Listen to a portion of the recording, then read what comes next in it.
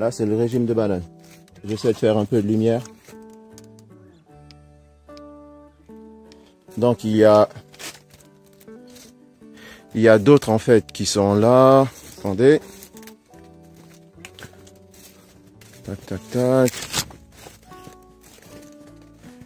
Aujourd'hui, il fait très chaud. C'est insupportable. C'est pas possible. Il fait chaud et c'est hyper humide. Donc, je transpire comme un porc, quoi. Voilà, j'ai trouvé un autre planque. Regardez celle-là.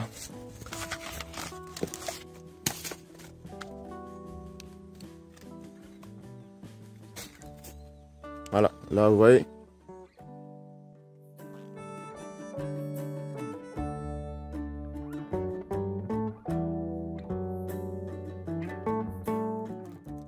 Salut à vous Ginvest. Là je viens d'arriver dans mon domaine agricole et j'ai quelques difficultés avec l'outillage pour faire de l'audio de la vidéo, donc j'espère que ça sera acceptable.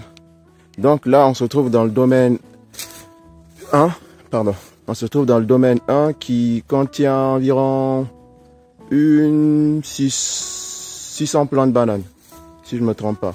Il y a 2 domaines bananes, il y a un qui est aussi derrière moi.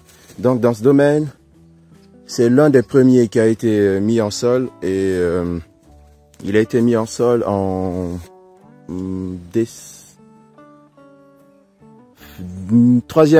quatrième trimestre 2020. Quatrième trimestre 2020, donc entre septembre, octobre et novembre 2020. Et là, vous pourrez voir que ça avance. Les plants ont grandi, vous pouvez les voir derrière moi. Et en gros, il aura fallu presque 1 an pour avoir cette taille depuis la mise en terre. Et en gros, je vais vous montrer les plants qui ont commencé à éclore. Vous pourrez voir les régimes de bananes qui sont actuellement en formation. Regardez.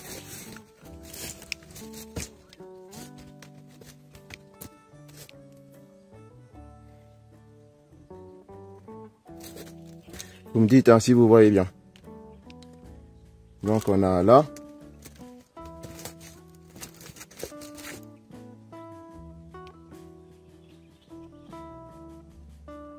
Là c'est le régime de banane.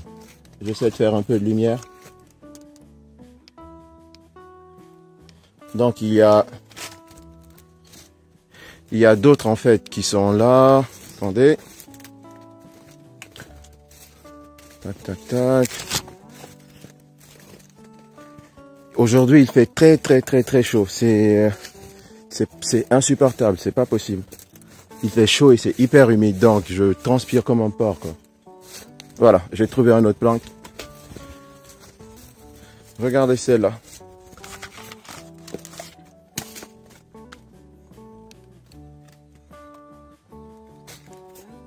Voilà, là vous voyez.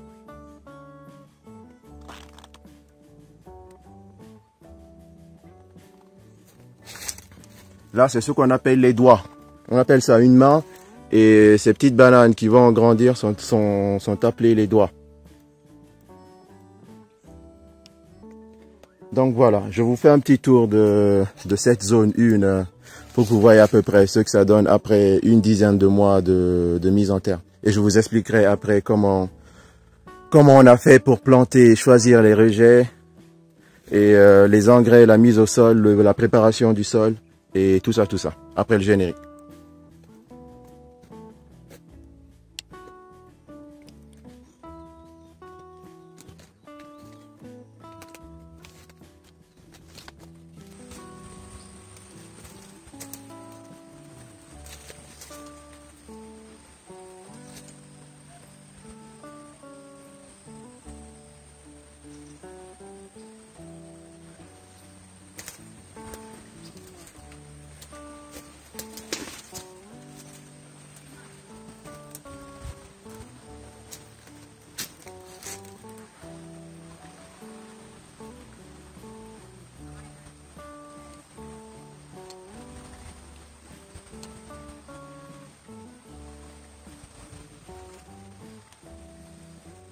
Donc là, je suis du côté,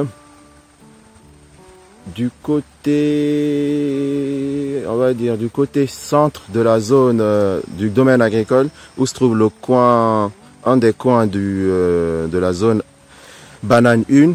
Et cette zone a été choisie à cause de la proximité en fait du cours d'eau. Donc si on se tait, vous entendrez les vagues en fait du cours d'eau. Donc au début, quand j'ai acheté la zone, c'était vraiment assez touffu. Donc il a fallu qu'on fasse un gros travail en fait de déracinement et de préparation du sol. Et lorsque lorsque cette zone a été vraiment libérée de tout arbre qui n'était pas le bienvenu, on a labouré. Et je me suis un peu renseigné en fait sur ce qu'il fallait comme engrais, malgré que le sol avait vraiment tout ce qu'il faut, mais pour permettre en fait aux plantes de ne pas souffrir durant leur phase de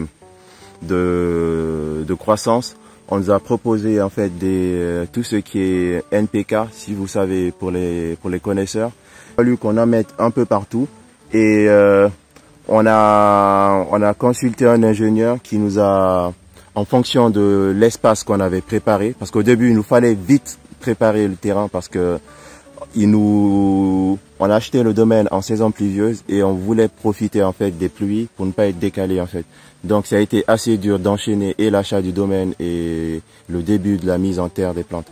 Donc on a trouvé un ingénieur qui nous a analysé le terrain et nous a donné l'espacement entre chaque plant.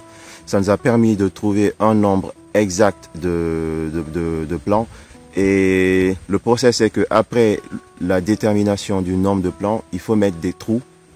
Et ces trous en fait seront remplis de NPK qui seront mélangés en fait avec des cristaux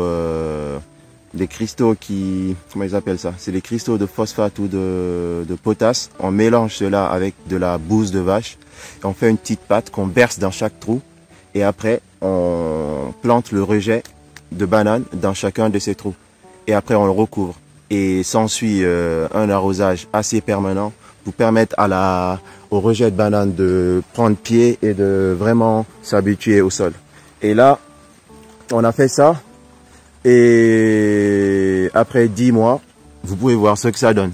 Et là, on est bientôt à la fin du cycle, vu que la banane, c'est à peu près 2 semestres, minimum 1 an, maximum on va dire 13-14 mois. Vous avez vu le voir qu'il y a des rejets qui ont déjà commencé, non, il y a des bananes qui ont déjà commencé à donner des régimes, mais ça s'accélère en fait. Je me suis renseigné, au début ça met du temps et après les bananes grossissent tranquillement, surtout qu'il y a du bon soleil comme vous avez pu le voir et il a plu abondamment. Vu le niveau de l'eau il a monté, vu que d'habitude il n'y en a pas autant. Donc ça veut dire que la terre elle est vraiment au bon niveau pour permettre la croissance de ces plants. Donc voilà, donc c'est tout ce que je pouvais vous dire sur la banane, vu que je suis pas vraiment un expert dans le domaine et mon ingénieur il est actuellement en déplacement. Donc j'essaie de faire de mon mieux. Donc ce qu'il faut retenir pour la banane, c'est s'assurer que le sol il est bien humide. Par exemple, avoir une proximité de l'eau vraiment immédiate ou s'assurer d'avoir un moyen d'apporter de l'eau sans problème. Donc via des puits ou le système d'arrosage, comme je pourrais vous le montrer les 2 puits que j'ai fait et qui m'a vraiment donné du fil à retordre, comme vous avez pu le voir dans d'autres vidéos. Ces puits sont placés de l'autre côté du domaine. Donc là, je continue. Donc pour la banane, il vous faut un sol humide vraiment qui garde l'humidité avec une proximité immédiate de l'eau, un éclaircissement vraiment maximum du domaine. Et il faut qu'il n'y ait pas d'ombrage, il faut que les bananiers soient complètement en contact avec le soleil, il faut qu'ils soient vraiment baignés de soleil tout le temps, ce qui favorise leur croissance. Et vous avez pu le voir que là je suis à l'ombre et les bananiers qui sont de ce côté de moi sont plus petits que les bananiers qui sont tout au milieu en fait du domaine où ils sont complètement en contact avec le soleil. Donc cela montre à quel point il est important d'éclaircir son domaine le plus possible pour permettre en fait aux plantes d'être baignées dans le soleil. Je me rappelle qu'au début, lorsqu'on me disait de couper en fait tous les palmiers qu'il y avait là, j'étais un peu dégoûté parce que je me disais mais pourquoi en plus ça coûte cher? Et je me rends compte que c'était vraiment une étape très importante pour faciliter la croissance des plantes et je suis bien content. Donc voilà, donc pour conclure, il faut des rejets, un espacement entre chaque bananier afin que les racines en fait grandissent et qu'il n'y ait pas de conflit entre elles. Et aussi pour permettre vous savez les bananes en fait, les bananiers lorsqu'ils poussent, il y a plusieurs petites pousses autour. Donc le but c'est qu'à la fin de la croissance du bananier principal, on le coupe et on laisse le plus grand des petits pousses autour continuer sa croissance. Donc le but c'est d'avoir assez d'espace à chaque bananier pour permettre cela. Donc environ 1 mètre ou 2 mètres d'après ce que je vois entre chaque bananier et essayer de faire des rangées comme vous avez pu le voir pour faciliter la circulation et aussi le soleil, beaucoup d'eau, de l'engrais naturel, de la bouse de vache et un bon personnel pour continuer à faire l'arrosement, pour continuer à faire l'arrosage plutôt et du temps pour laisser les plantes grandir sans problème. Donc voilà. Merci d'avoir regardé la vidéo et à bientôt sur Gainvest.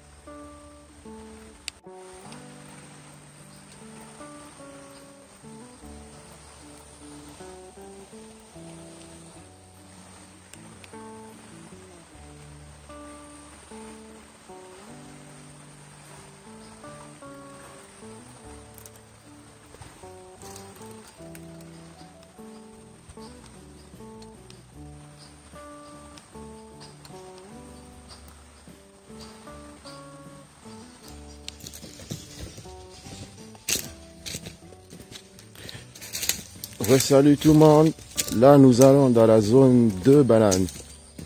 Cette zone, j'ai particulièrement participé à la mise en terre des rejets qui étaient là, vu qu'on l'a fait en février et mars. Et là on est en octobre et en février et mars j'étais là. Et je pourrais vous montrer une photo où je suis littéralement en train d'arroser en fait la nouvelle plante que j'ai mise. Et là, dans cette zone, c'est moi qui ai mis en place le système d'irrigation. Je vous montre les tuyaux qui sont là. Tac, tac, tac.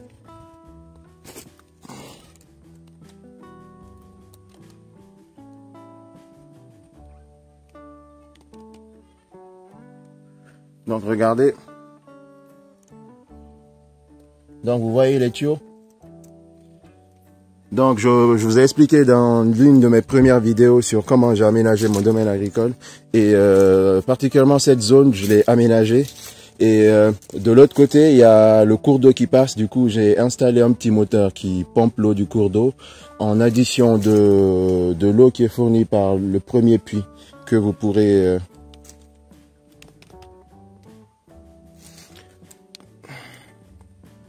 Comme je disais, en mars, j'ai installé une pompe qui puise l'eau du fût. En mars, j'ai installé une pompe qui puise l'eau du cours d'eau et en addition de l'eau qui provient du premier puits et qui parcourt en fait les raccords que vous avez vus et qui alimente cette zone 1 banane, la zone 2 banane plutôt et la zone 1 banane. Du coup, ces deux zones sont alimentées par le même puits. Et grâce à l'installation, on a juste qu'à ouvrir on a juste à mettre en marche le moteur et avec un système de robinet, rediriger l'eau en fonction de la zone qu'on veut irriguer. Donc là, c'était assez fun quand je l'ai mise en place. Donc là, bizarrement, les bananes qui sont là, les bananiers qui sont là, sont plus grands que ceux de la zone 1. On comprend pas. Ils sont immenses et costauds, et c'est fou. Mais bon, on s'en fiche un peu. Mais voilà, c'est l'observation qu'on a faite. Et là, je me dirige vers le cours d'eau. Donc vous pouvez entendre le cours d'eau qui se rapproche.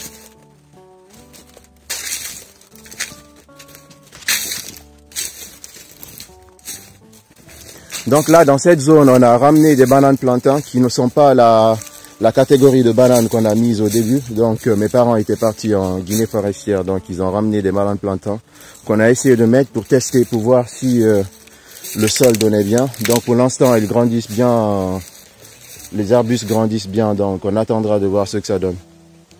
Donc voilà, si vous voyez, je me rapproche un peu du cours d'eau. Et je vous montre en fait une autre vidéo, je vous montre un trou. En gros, dans cette zone, on avait planté plus de trous que de rejets. Donc vous verrez, je ne sais pas si vous le voyez bien, vous verrez des trous qui n'ont pas reçu de rejet.